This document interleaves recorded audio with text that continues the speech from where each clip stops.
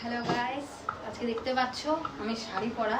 হয়তো সবার মনে এই কোয়েশ্চেন জেগেছে যে আমি কেন শাড়ি পরে আছি এই গরমের মধ্যে। মানে শাড়ি পরতে তো দেখো না একদমই প্রায়। তো এই শাড়িটা হচ্ছে আমার কাছে ভীষণ স্পেশাল, কারণ হচ্ছে এটা আমার মার শাড়ি।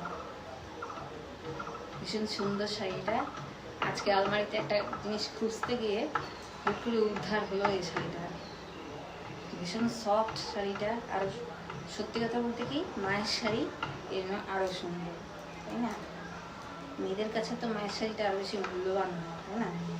তো পেলাম মার শাড়ি, আমার মার শাড়ি। তো হচ্ছে ভাবলাম হচ্ছে পরি, আর তারপরে পরে তোমাদেরকে দেখাবো। আরও আগে দেখানোর কথা, কিন্তু হচ্ছে আমি ভুলে গেছি।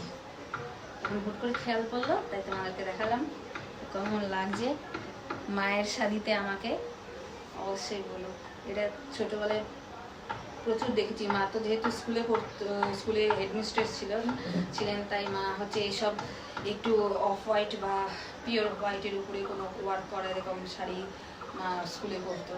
তো হচ্ছে এইসব শাড়ির কালেকশানটা বেশি আছে। তো মাকে এই জন্য তখন পরতে দেখেছি আমি। তো আজকে এটা দেখে নিয়ে আর লোভ সামলাতে পারলাম না, আমিও পরে ফেললাম। কেমন লাগছে আমাকে? মার মতন তো আমাকে দেখতে লাগবে না, তো যাই হোক, কেমন লাগছে অবশ্যই বলো।